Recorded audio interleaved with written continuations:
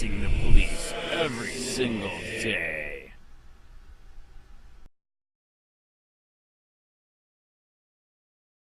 Sovereign Citizens. April 2015 Training Subject. This month we will be looking at a recent study that listed this group as the #1 domestic terrorism threat today. The numbers of officers killed by sovereigns and related anti-government extremists are at an all-time high. National Consortium for the Study of Terrorism and Responses to Terrorism. What is a sovereign citizen? Sovereign citizen is a catch-all phrase referring to a variety of anti-government individuals and groups who share some common beliefs and behaviors. The organizations to which many sovereign citizens belong have a variety of names: Moorish Nation, the Aware Group, Washita Nation, the North Carolina American Republic, Republic of United States of America, etc. The same views may be embraced by Freemen, Freemen on the Land, Sons of Liberty, and Aryan Nation. Many sovereign citizens may not affiliate with any of those groups. In one way or another, though, all sovereign citizens, whether tied to an organization or not, adhere to a view that the existing American governmental structure, including the court, and law enforcement, is a fraud, and those the sovereign citizens, retain an individual common law identity exempting them from the authority of those fraudulent government institution. Sovereign citizens may issue their own driver's licenses and vehicle tags, create and file their own liens against government officials who cross them, question judges about the validity of their oaths, challenge the applicability of traffic laws to them, and, in extreme cases, resort to violence to protect their imagined rights. They speak an odd quasi-legal language and believe that by not capitalizing names and by writing in red and using certain catchphrases they can avoid any liability in our judicial system. They even think they can lay claim to vast sums of money held by the United States Treasury, based on the premise that the government has secretly pledged them as security for the country's debts. At their most harmless, sovereign citizens are cranks who talk what seems like gibberish to cops and magistrates and judges and then become law-abiding when they face real legal trouble.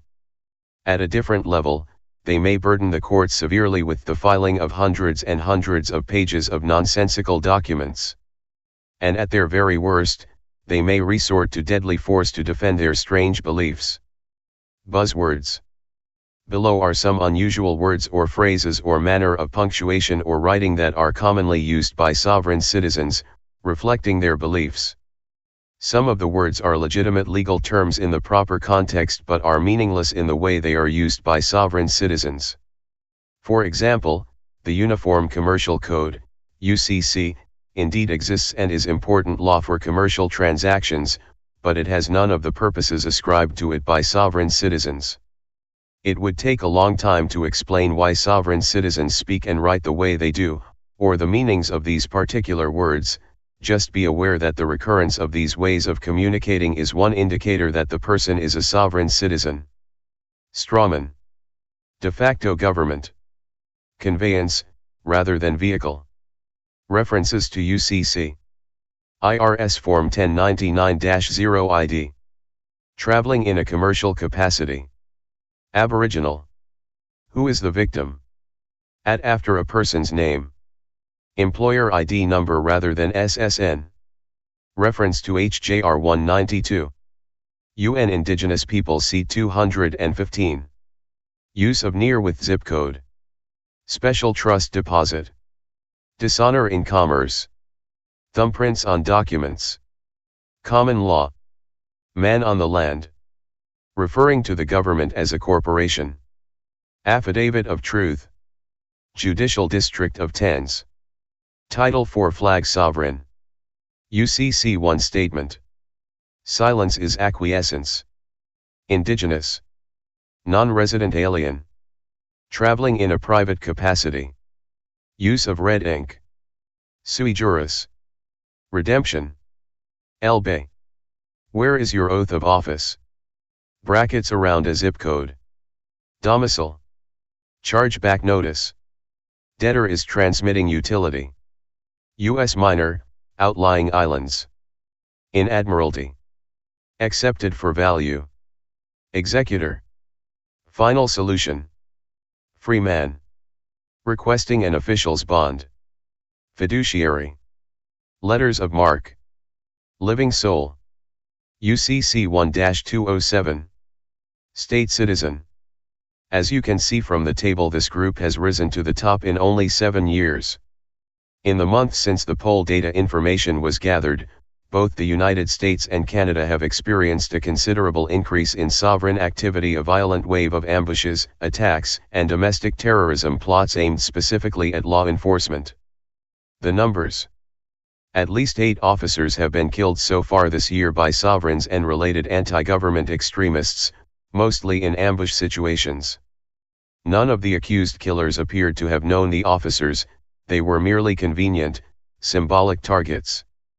In the last 11 years, at least 23 officers have been killed by sovereigns, militia members, and other anti-government extremists.